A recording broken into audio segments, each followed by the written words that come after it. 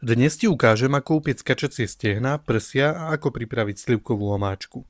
Ak si chceš vedieť pripraviť aj tie parádne prílohy, tak ma sleduj, na všetko budú recepty. V Lidli momentálne nájdeš všetko na kačacie a husacie hody, tak si bež nakúpiť a poď variť. Nakrájaj si cibuľu a daj ju do pekáča. Stehná poriadne osúš, osoľ, potri čiernym korením a mletou rastcov. Takto pripravené ich polož na cibuľu, zakry alobalom a peč pri 120 stupňoch Celzia 3 hodiny.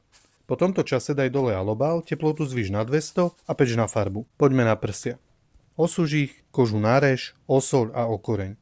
Takto pripravené ich polož na studenú panvicu kožou dole a zapni nízky ohrev. Aby nebola koža gumená, musíme ju vypiec pekne pomaly. Následne ich už len otoč a vlož do rúry vyhriatej na 170 stupňov. Budeme piecť na vnútornú teplotu 58 stupňov. Hotové stehná vyber, tuk zlej a cibuľu ešte zarestuj. Pridaj k nej víno a zredukuj ho. Následne vývar a taktiež zredukuj.